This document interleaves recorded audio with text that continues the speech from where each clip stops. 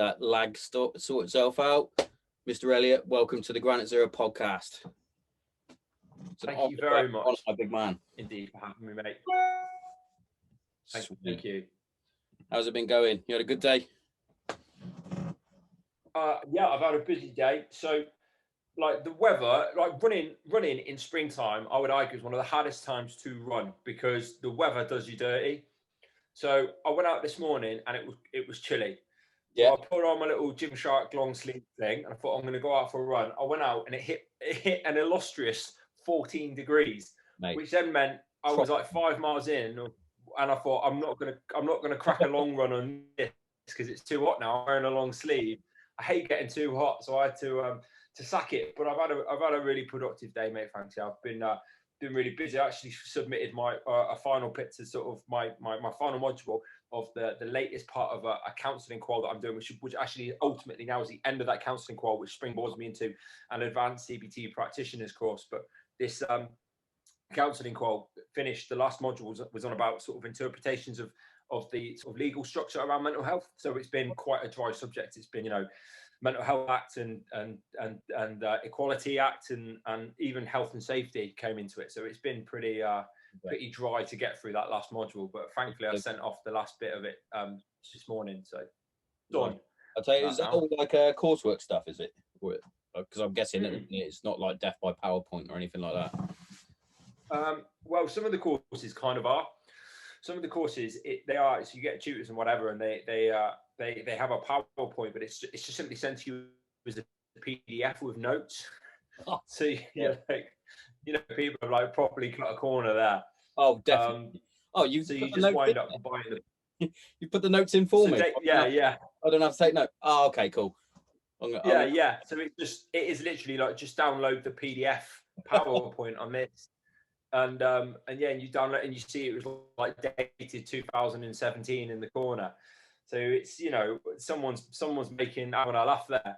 But yeah, so you sort of go through that, and that's the study, that's the reading, and that's sort of how some of the learnings. But thankfully with this one, it's kind of more coursework based, and they send you away for like writing assignments, which is quite enjoyable. And you send you off and say, right, come back with a 5,000 word assignment on anything really, whatever that particular module will be. I remember my advanced psychology, the last module, which was month to month, was about criminal psychology and about profiling. So it was really, really interesting, really, really fascinating subject to do. And it's obviously not what I'm going down at all, but it was just part of that sort of big package to finish on that. And it was really, really fascinating to look at sort of the psychology behind criminality. And like most soldiers, I'm from a council estate background. So to actually really delve into the psychology of crime was really, really fascinating. Why do we do it? And it is brilliant. That's fucking awesome. Is that all the stuff? So all those courses that you're doing, is that part of like your learning credits and shit through the army, or is it started with yeah. So kind of, mate. Yeah. So when I was in, because I was, I finished my last 2 years in the army as the 2IC of mental resilience training. Before then, I'd done various sort of mental health courses that, just were offering. So the Samaritans ran a project where they were offering their sort of full spectrum of courses, from conversations with vulnerable people, active listening skills, suicide prevention, grief counselling. Yeah. They offered all these amazing courses to soldiers just for free as a pilot. And I managed to get on it, just knowing a couple of people who said, yeah, amazing. And I got involved in that, did some charity work with them. And then I kind of wrote off to Army headquarters about an idea of mental resilience, got pulled out of the parachute training school and went to Army headquarters to sort of set up this project, this Army mental resilience training project. And because I was there, I actually got access to sort of going like, what does he need to do? So to understand sort of the process of mental resilience, there's a lot of sports psychology tied into that. So they said, well, actually, he's going to need some sports psychology qualifications. So off I went. And I did it through a study house, and it kind of just next level up to level 4 sports psychology, and level 6 is degree, level 5, level 6 is degree, level 4's like sort of level 4 diploma. So a reasonable level, but it kind of covered a lot of stuff that was really interesting. And then because I did that, there was an army trainer mentor course, and then off of the back of that, I then did my LM effective coaching and mentoring, which was level 5, and then off of the back of that I then went and so like I did pretty well when I was in to sort of accumulate these qualifications. And then now that I'm out, I am just paying out of my own pocket for them. But sometimes they're £1,000 or a couple of £1,000 some of these courses can be, and sometimes they're 100, 200, 300 quid. Sometimes they're not too bad. Sometimes it's worth just because you obviously you can't necessarily afford the thousands of pounds, but it's worth just keeping your CPD ticking over, and it's worth just getting on these courses and just getting ticks and boxes. And certain, like, so I'm a senior member of the ACCPH, which is sort of this accreditation for psychotherapists, and so they have like some amazing sort of that they do with various sort of governing bodies, whereby you can sort of go and get on, once you've got your foot in the door of the ACCPH and you've got the accreditation there, you can speak to other people and get onto various, there's education providers, and they offer sort of they might offer a discount, or they might have something going on, and they advertise through the ACCPH. So it's it's really worth just continually pushing that CPD and just getting further. And psychology is constantly changing, neuroimaging is constantly changing, so we understand how the brain works better than we ever have done before, and every day we're learning something new, and every day we're finding out something fascinating. I did a IGTV with Dean Stott a year and a bit ago, and I was talking about something called atrophy within the hippocampus. So the hippocampus is this sort of emotional memory, and it's part of the emotional regulation system, and it gets sort of attacked by cortisol. So cortisol is a catabolic chemical, right? And so we know catabolic, it breaks down photosynthesis. So if you're catabolic, it means you're not eating enough food and your muscles are effectively digesting themselves, right? And that's what everyone wants to be anabolic, no one wants to be catabolic. Well, effectively the same thing happens in your brain, but it's caused by stress. So an excessive amount of cortisol damages your hippocampus, and it damages your prefrontal cortex and certain other departments as well. And I'll talk about that in a second. But it damages the hippocampus, right? So your emotional regulation. So the more stress you get, the more over emotional you get. And actually then the more damaged this hippocampus is. And then that's when we see extremely traumatic events are linked to memory, right? So that's why in soldiers, a lot of the soldiers work with PTSD, the damaged hippocampus, effectively, it is lodged within that massive, overwhelming rush of glucocorticoid known as cortisol has physically left a scar and shrunken the hippocampus. Now, I was talking about with Dean, the really fascinating thing is we can reverse this process. We can effectively create hypertrophy within it, and we can strengthen the neural patterns within there. Now, the really fascinating thing, and this is where it gets really juicy, is that the neurons, when they actually grow, when they grow back, the dendrites are sort of like, if you imagine it, it kind of looks like a hand. The dendrites are very extremities. You've got the arm, which is the axons, and you've got the sort of the dendrites in the extremities of the cell. It's not actually like the fingers that grow longer, which you would expect. It's the body of the cell. So what does that mean? It means that actually when we bounce back from adversity, when we learn sort of coping strategies, what happens is those cells, those patterns, those neural patterns, those thinking patterns grow back thicker and grow back stronger than what they were before. So as Rocky Balboa says, it's not about how hard you can hit, but it's about how hard you can get hit and keep moving forward. There is literally the neuroscience now with the imaging, with the improvement of MRI scanning to actually show the improvement and the strength within the cells of the brain, and we can actually see how the brain and body respond better to stress, to pressure, to thought patterns, to the way that we think and who and what we are through this neural imaging, which is really, really fascinating.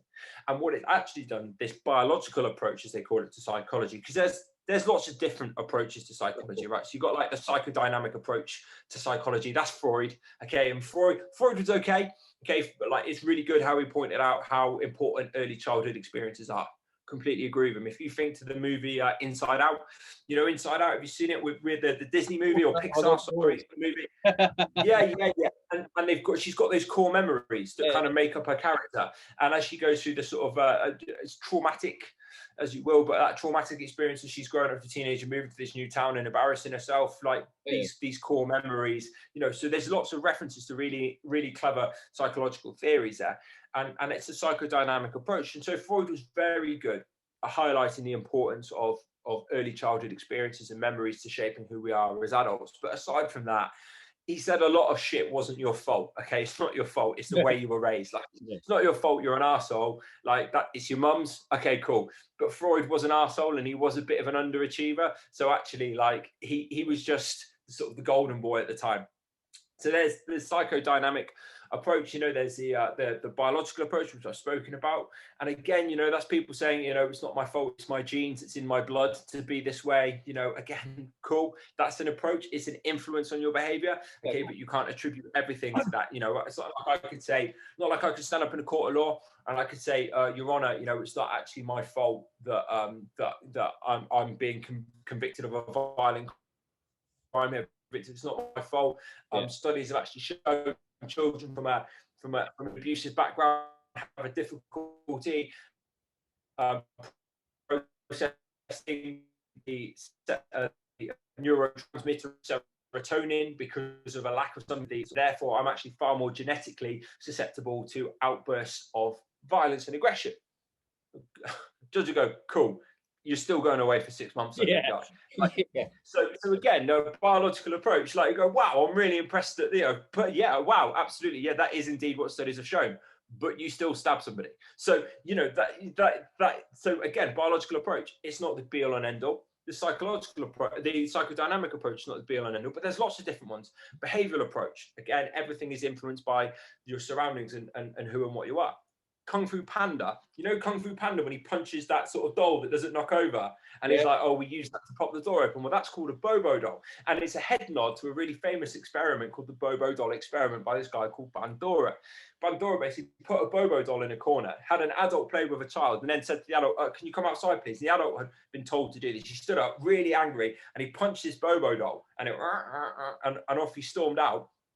Then the same guy came out to the child, can you come outside? The child did it. About 85% of the children in this massive experiment did exactly the same thing, went, stood up and then punched the Bobo doll and walked out.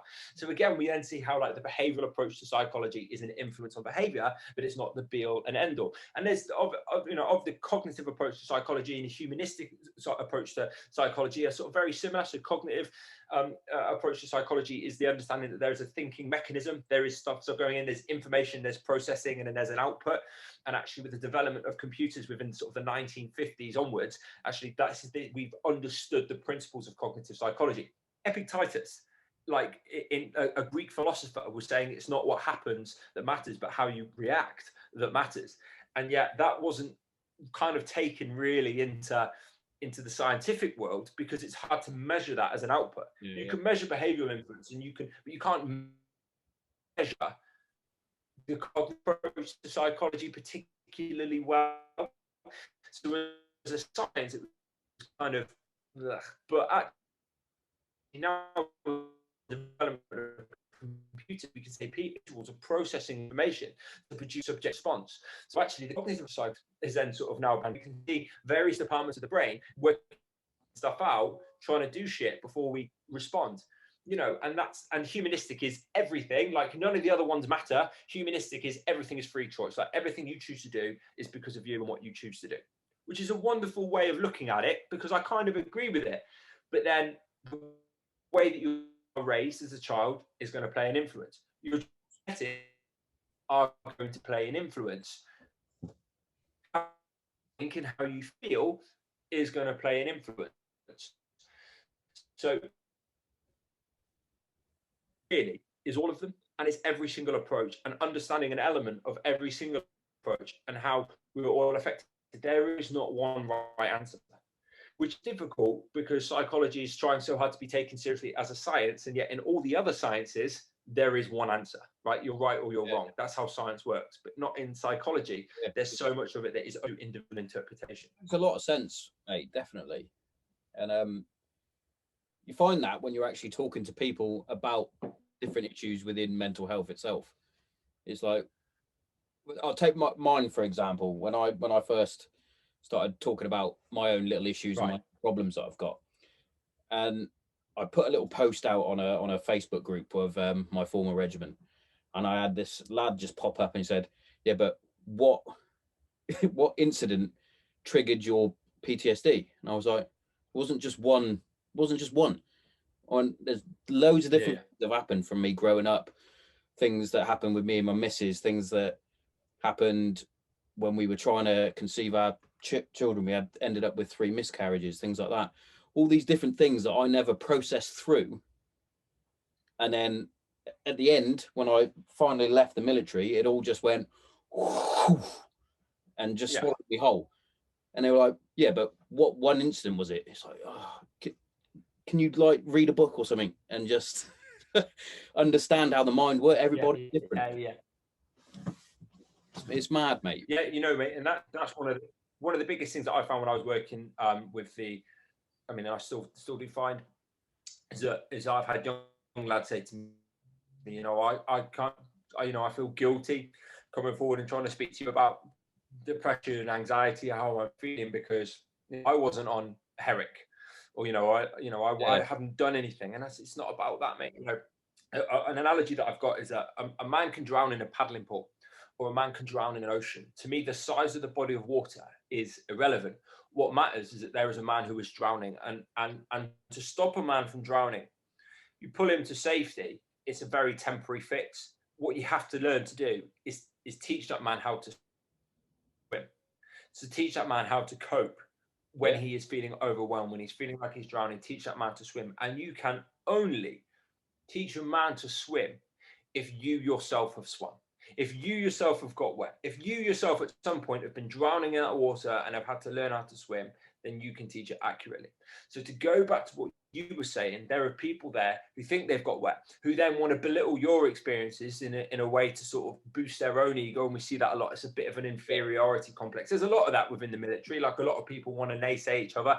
Like, actually one of the most toxic sort of friendship groups, or however it is you want to refer to it, one of the sort of toxic groups we see is actually this bro vet community, where veterans want to undermine each other, and the thing you can do is just sort of stay away from it, really, and not get involved in that.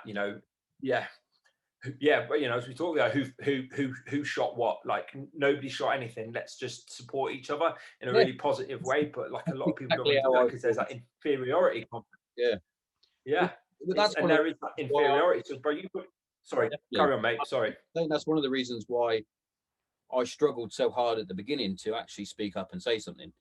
I can also speak a little bit from experience with one of my other pals that was suffering with depression, and he said it was because of certain things that he when he left the military, similar to myself. And I did what fucking 99% of the people do, because I didn't know it. I didn't know any different. And my reaction was, fuck off, mate, you're in the rough red, you didn't do anything. That was how I was, until I then started having these same feelings, all these emotions that I couldn't deal with. And I was like, fucking hell, I'm struggling here.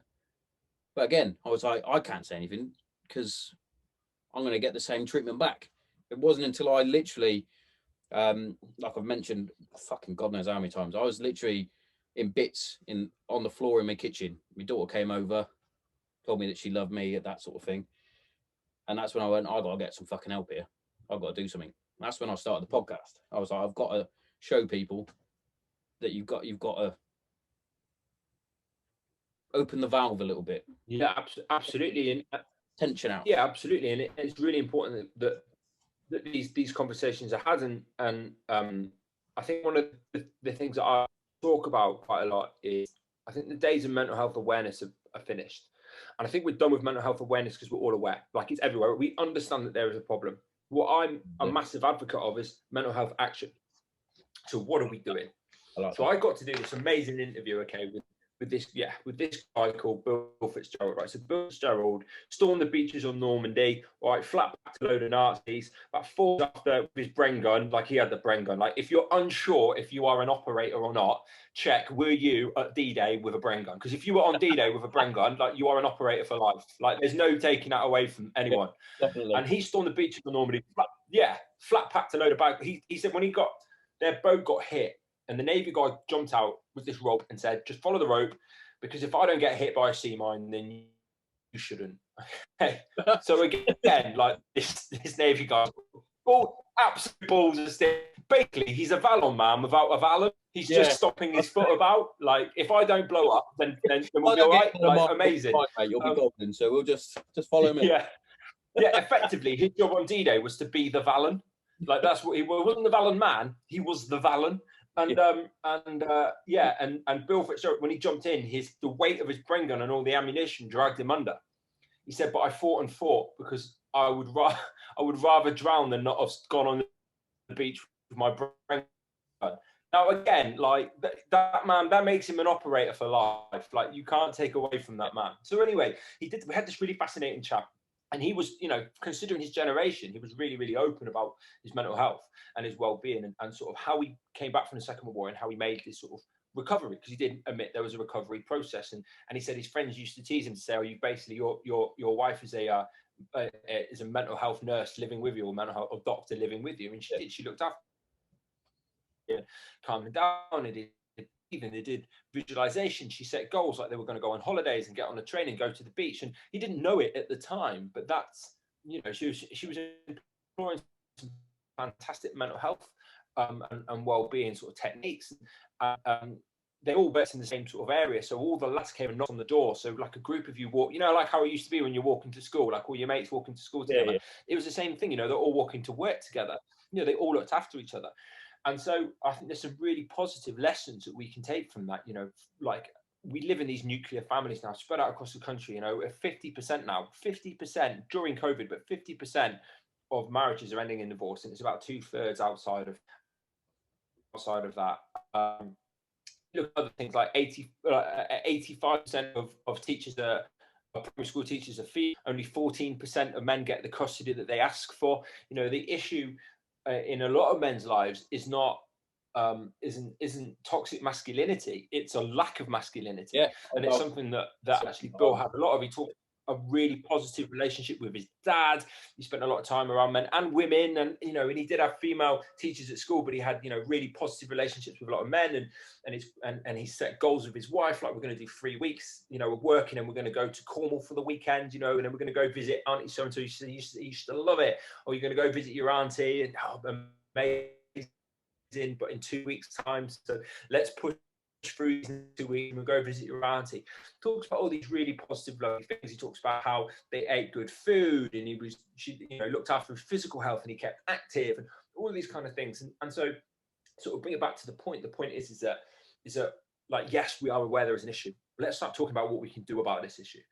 Let's start encouraging people to play more sport. Let's encourage men's sports. Let's encourage really positive. Let's encourage open conversations. Let's encourage unity. We are men, so we crave a tribal instinct and a tribal influence. So let's get these tribes. Let's have these tribes. Let's like it. Unite together in these tribes, you know. And there are varieties of tribes. We're in a tribe because we're both ex-military. Like you're in a tribe because you're ex-RAF regiment, you know, and there's a lot of you. You're very, very proud, as you should be, of who and what you are. You know, I'm in a tribe. I'm over at 4 Para now, so that's a tribe, and that's a tribal influence, and that's one of the reasons why I was so keen to go over to the reserves, because that really positive tribal influence in my life. Like I crave it, as a lot of us do crave it, and that's why a lot of veterans struggle when they get out. They're not staying active. You're not eating the right food. You're not drinking.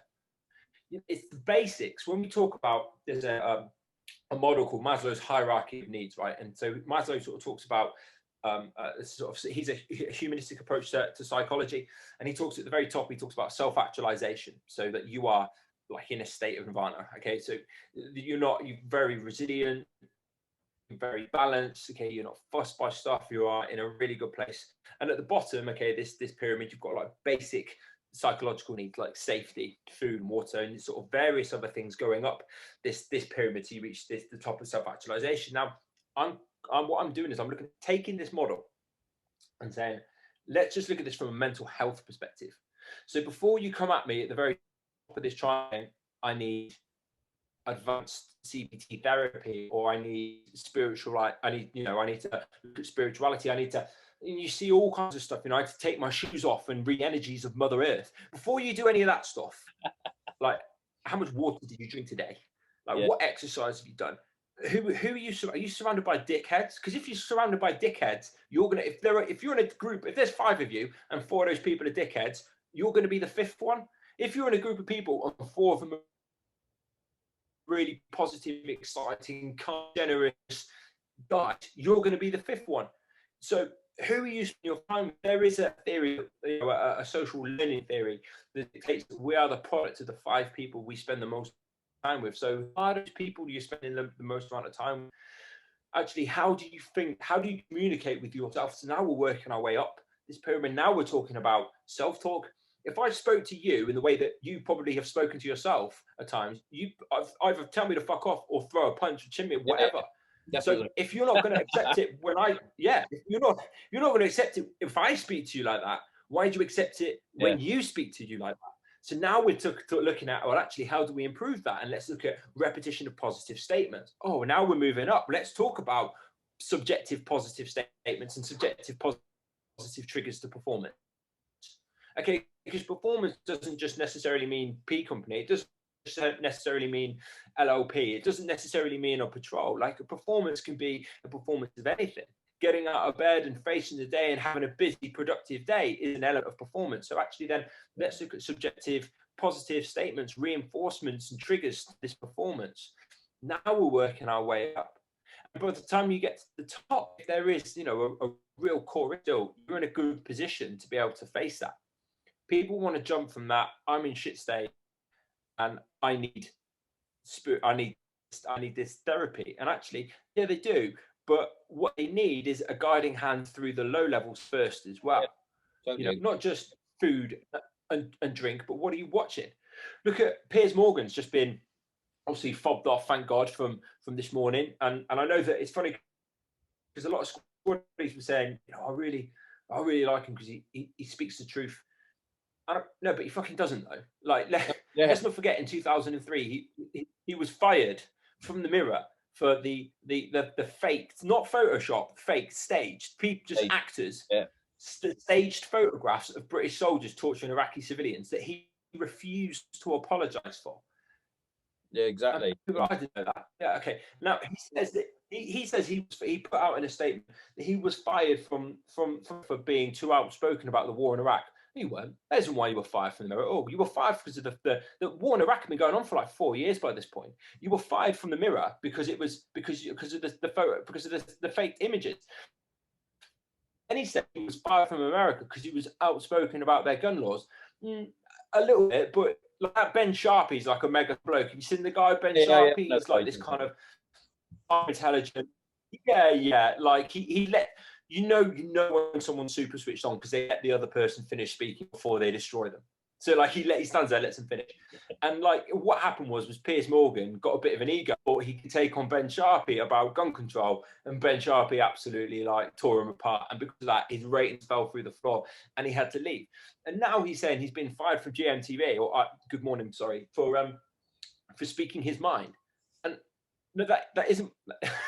That isn't really true, is it? Like you harass, like in the 48 hours prior to that, that going live and that incident of him going live, he tweeted Meghan Markle 57 times. Yeah. Like that's nothing short of harassment. Yeah, if that was a regular human, that would have been. And his hatred for her for. If she wasn't a princess, she chinned him off. She ghosted him. She was like, we should live in a world where that is absolutely normalized. Like if someone's posting, like I don't report it, I don't complain. They're still my friend. I just don't like their view or their opinion. I think they might be a bit toxic, and they're not hurting anyone. So what I do is I remove them. That's like you're still my friend. That's cool, but I don't need to see that in my feed. And so with Piers Morgan, he constantly spewing out rhetoric. Claiming to his own narrative, claiming to be the voice of this sort of the silent majority, and what's happening is all this negativity is just being blasted into people's faces first thing in the morning, and it's so awful for you, and it's such a negative effect on you. As a human, you actually produce cortisol when you watch something like Piers Morgan. You're now associated in news with a spike of adrenaline and a spike of cortisol because you're getting stressed by the things and he's sort of reading very bastardized information that he doesn't really understand or isn't quite. It's not enough to not be true, but it's very borderline. And he's sort of spewing this rhetoric in the television in the morning, so people are absorbing it and going about their day with. So again, that's another thing that I talk about when I talk about this pyramid. What are you putting into your body every day? And I'm not just talking about food and water. I'm talking about the information. What are you watching? What are you reading? What are you absorbing? Human beings don't tend to learn, we tend to absorb. So what are you absorbing every day? So again, another thing for squaddies, when they get out. You know, if you're watching huge amounts of Piers Morgan, obviously we all remember the Jeremy Kyle show. We kind of look back at the Jeremy Kyle show and think, I can't believe that was really a thing. Don't get me wrong, it's the best thing at Happy Break, but we can't believe it now, right? Look, you think, go, oh my God, that's horrendous, really, what was going on. But you see how things, when they become socially accepted, individually, they just become accepted. Like we all used to watch it. We did it. And it was just accepted, but now it's gone away because it wasn't okay what happened. There was one incident, obviously, there was many incidents, but one particular. How easily did we fall into that trap? How easily did we think that something that was so negative was socially acceptable? And that's what we're going to see now. We're going to look back at the stuff that Piers Morgan was coming out with and go, how was that ever okay? Yeah. I always had a problem with Piers anyway. Me and my brother, whenever Darren's on my show, he's always like, we'll just refer to him as he who shall not be named. But sometimes he does have a good point, and you're like, oh, that's a fucking good point. But then other times you're like, you're a fucking dick. And I used to hate watching him, and he wouldn't let people finish talking. And it's like, let him fucking finish. Even if it's that fucking dickhead Tommy Robinson when he's trying to make a point. Yeah. And Piers is cutting him out. It's like, well, let him make his point and then answer him, for fuck's sake. Yeah, you're totally right. Because even now, I'm getting sort of riled up thinking about Piers Morgan. And so you have that spike of adrenaline and cortisol, and now you associate sort of the news with that. And so people say, oh, I missed that. You missed that. And so when people come out of toxic relationships, particularly if they have really toxic relationships as children, it's quite interesting to see, right? So you associate the news, you associate your morning news now with this screamy, shouty, very opinionated man. So what we find now is you've associated the news with adrenaline and cortisol. Now, children who grow up in sort of traumatic, really rough childhood experiences, they often associate romantic relationships or loving relationships with cortisol and adrenaline, and therefore they seek them out as adults. So you grow up as a child with a really disruptive home life. You quite often seek a disruptive home life as an adult, which is why we see patterns repeating themselves. Again, ties therefore into like a bit more of a psychodynamic approach to psychology. We talked about earlier on that Freudian, that you are very much shaped by your early experiences of life. If you have a difficult connection with mother and father, then you're going to have difficult connections with women and men as an adult. And so again, it ties back into, you know, what we're talking about, the different approaches of psychology, and of course this sort of this hierarchy that I'm sort of working on, but my own hierarchy of needs. But when it comes to mental health and actually that sort of hierarchy of mental health of people who are you know, relationships, we look at actually who are you surrounding yourself with. And it's quite easy to, you know, when people surround themselves with knobheads, then ask them, did you grow up around knobheads? Effectively not in that, not using those words, but did you grow up around knobheads? Because if you grew up around knobheads, chances are you're going to look for those kind of knobheads as an adult. Yeah. I get that. That's some strong stuff when you think about it. And again, it's like a lot of it does start when you're a kid. Like I was bullied as a kid, but I didn't realize I was being bullied, which is a strange thing. It wasn't until I think it was my brother and my mum noticed something at school. I thought my bully was my best mate when I was growing up. He was bigger than me, that sort of thing. He was always putting me down, but I was always part of the group. And it's little things like that always seem to like just follow you a little bit. It's like, fuck. I see little things with me daughters now, and I'm like, oh, just be careful there. I've got a little girl, and I've slipped into this nasty habit where I keep calling her gorgeous. Hey, up, gorgeous. Yeah, gorgeous. And it's just a mannerism of time, right? But then I don't want her self-worth to be associated to her looks. Yeah. You either be like, all right, brainiac. Yeah. You know, but find a slightly cuter way of doing it. Because if I keep calling her gorgeous, she's going to associate her self-worth as a child to then how she looks, and then the same thing's going to then potentially repeat itself. But it's slightly different with girls, and it's a difficult conversation, you know, even though that, you know, you can do as much studying and write as many reports about it and assignments and essays as you want, but the reality is it's never going to be something I truly understand. But you know, with girls, you know, if I make my daughter associate her self-worth to how she looks, then when she feels like she doesn't look good, then she's going to have a lack of self-esteem, a lack of self-efficacy, and then that's going to potentially produce neuroses, psychological abnormalities, or just shit behavior. And so I've got to be I'm aware of that as a dad, but I'm also aware that it's not really something necessarily that I'm an expert and can comment on, because I don't want. It's a difficult one. That is a minefield. That is a minefield. Like, I'm not sure how old your daughter is. Mine are 10 and 7. Well, the eldest is nearly 10, and I say it every fucking episode. They're the most sensitive, loving kids in the world. They're fucking brilliant. And I mentioned it on my Sunday episode that I did. My eldest came up to me and she went, I don't know how true this is, but she was like, did you know that Winnie the Pooh is based on mental health issues? And I was like, no. What are you talking about? She was like, well, if you look at the characters, there's similarities to certain mental health issues. I was like, go on. She went, well, her words, the obvious one, Eeyore, he's depressed. He's depression. Sure, yeah. I was like, yeah. She went, Piglet. Tigger, ADHD. Tigger, yeah, ADHD. Piglet, anxiety. Winnie the Pooh has got an eating disorder. Body dysmorphia, maybe. He has got a bit of an eating disorder. Yeah. He's obsessed. He's obsessed by honey. There's a little bit of codependency between him and Piglet as well. Yeah. There's no little codependent relationship. I don't know if she's seen it on YouTube or whatever, or if they're teaching that at school. But I know her school are actually really big on it. They have mental well-being days at the minute to make sure that they're all right through all the different lockdowns and what have you. So at the minute, I think this is the last one that they're having in terms of how this sort of way of they're doing it.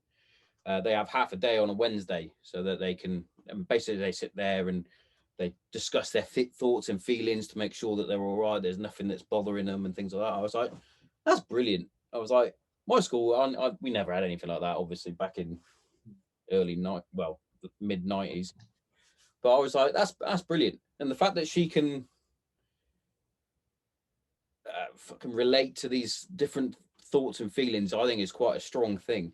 Because like I said, when I was struggling, I didn't, all these emotions, I was like, I don't know what to fucking do with these. I'm not used to these fucking things. But she seems to be pretty fucking switched on. Yeah, and like we it's kind of internationally known when you talk about your teenage years is a difficult emotional time, but nobody teaches you how to deal with, just go, it's your emotions, get over it. Or it's just hormonal. I had, do you know what though, mate? Like I had the get out of jail free card, literally, because I had to get out of jail free because of bit of a traumatic upbringing. So I was allowed to go off the rails because everybody knew about it. It was all in the papers and whatever. So I was a troubled kid at school. So that meant that I could get away with quite a lot of shit. Yeah, like the pupil who's like way over familiar with the teachers, like, and is like just doing what he wants, and they're like, oh, we'll get a report card signed at the end of English. Like, nah, I lost it. And like, oh, okay, well, thanks for turning up. Sound. It was. But I never thought of Winnie the Pooh like that. And I'm trying to remember. There's a kangaroo, isn't there? And she's a little bit overprotective. Got a little bit of separation anxiety from her kids as well. Yeah. It's kind of interesting. We could definitely explore that. I've just finished watching Bates Motel, which there are some gaping holes in that story. I've seen it. It's a Netflix thing called Bates Motel. It's effectively a reimagining of the story of Psycho. Do you remember the Alfred Hitchcock movie? Yeah. Quite famously, that scene. So they've reimagined it with the Bates Motel. Now, a couple of issues with it is that there's some massive holes in the storyline. Like there's more holes in that storyline than there are holes in the defense budget at the minute. Okay, there's like big gaping ones in that too. Yeah, but the issue is that it kind of feeds into the rhetoric that if you're mentally ill, you're dangerous. Yeah. But the reality of the situation is that actually, if you are mentally ill, you are far more likely to be a victim of violent crime than you are to be a perpetrator. So like somebody being psychopathic and cutting their throats and killing people and is actually really rare. And sort of psychopathy has been very much glamorized and culture. You know, we all love a Ted Bundy documentary, and we all watch the Ted Bundy stuff, and we watch it. But actually, when you look at, if you consider there's 8 billion people on the planet, you consider about how many of them are actually diagnosed as psychopathic. It's less than like not whatever 1%. It's nothing. That the truth of the matter is that there's not been enough people who we have identified as psychopaths to really do a decent, detailed scientific study in it. There's so much about being psychopathic that we don't understand. Now, so many people want to jump on that bandwagon and go, yeah, I'm a psycho. Or someone is having a fight, or someone is a little bit punchy, they go, "Oh, you're psycho." But that's not the reality of the situation. In reality, if you suffer from a mental illness, you're actually a very vulnerable person. I often refer to my clients, people I work with or have worked with, because that's how I see them. They're the most vulnerable people. They're not the most dangerous. They're the most vulnerable. And actually, the thing they are most dangerous to is themselves. Yeah. There's a really interesting bit about, you know, when I was working with OpSmart, the Army Mental Health, and we looked at that. You know, I say Britney Spears, you kind of instantly go to 2006 Britney when she shaved her head, right? But nobody, you know, you don't instantly go to that multi-million platinum selling albums and all that kind of amazing stuff that she did do in Child Superstar. She is, you know, I watched the New Britney, the Free Britney documentary, like incredibly talented. She is an incredible, like pop, like that kind of, that kind of pop music doesn't vote my vote or anything, but I can appreciate the fact she's an extremely talented girl. Like, she's incredibly tough, but we always just associate her with mental health. Now, Frank Bruno, you know, we don't.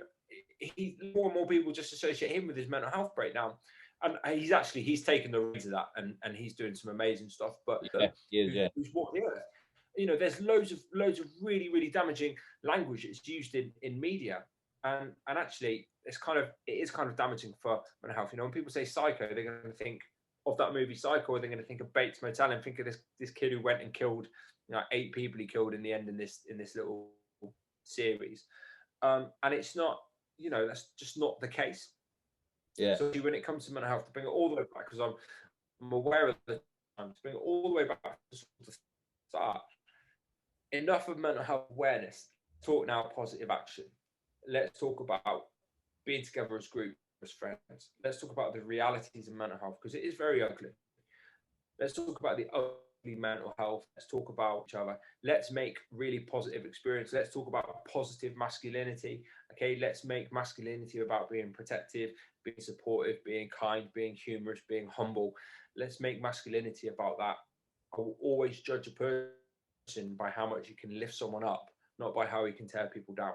And I think we will see in the next sort of 5-6 years as the social consciousness, our group, our social group consciousness turns to actually what is masculinity and what does that really look like.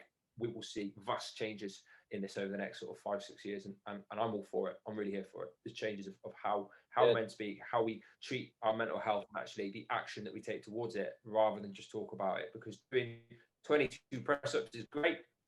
It's not doing anything though. No, I agree, mate, on that one. And I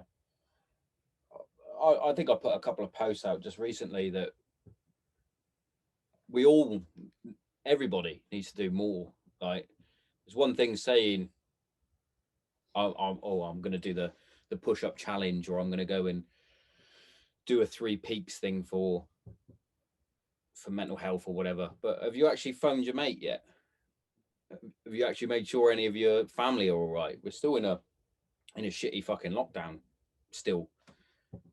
Are we all going to step up to the mark when somebody needs you, or are you just going to bang out some more press-ups? It's like, let's all do it. Yeah. Do that little bit extra. Let's go a little bit extra mile. You know what I mean?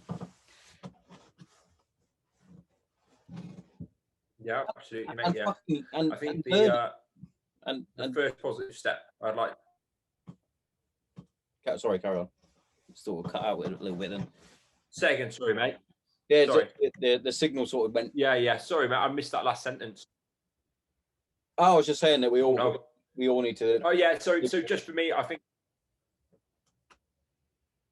Yeah, we do, and I think for me, and I know that we're aiming to be done by 7, so this kind of hits that perfectly. Is for me the first thing I like to do is I like to do a talk about to active listening skills. So actually, rather than blokes being like sound, no, come on, put your shit down, face you mate, look at him as if he is, which of course he is, completely deserving of your time. Look him in the eye and talk to each other, and don't just ask someone like, how are you? Ask it, no, but how are you? There's a really powerful question that actually most of us see every day. And it's on your Facebook and it says, what's on your mind? And that's a really powerful, open question. What is on your mind? The amount of times you say to someone, you're right, mate. And they go, yeah, sound. And you grab them and you go, no, come on. What's on your mind? And they go, got this fucking thing going on. And you're like, okay, cool, let's talk about it. And then let them talk, let them vent. Let's talk about active listening skills, real positive communication between men. Let's talk how girls talk, but not how girls talk with the same sort of intent, but let's do it in a masculine way. So women have always been taught to communicate, to talk to each other, and they don't always work out perfectly. Of course it doesn't, but actually they've taught from a young age to communicate more. Whilst as men, we don't have that. But actually, let's start that. So we've done mental health awareness. We're all aware. Right, this is the issue. Right. Well, these are the positive steps. So let's start with better communication. Let's cut it off at the root. Let's nip it in the bud. To use that military term. Let's nip it in the bud by getting there nice and early and having that conversation straight away. Destroying these things, managing these things before they become a mental health issue.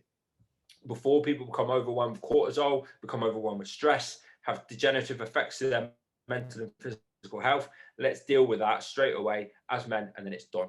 That is very much what I talk about, what I try and emulate, and what I was educated when I was the 2IC of British Army Mental Resilience, and definitely what I try and do now in my sessions, in my group sessions, and certainly on my social media.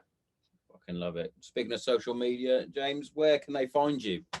I am on Instagram as @JamesElliott_official.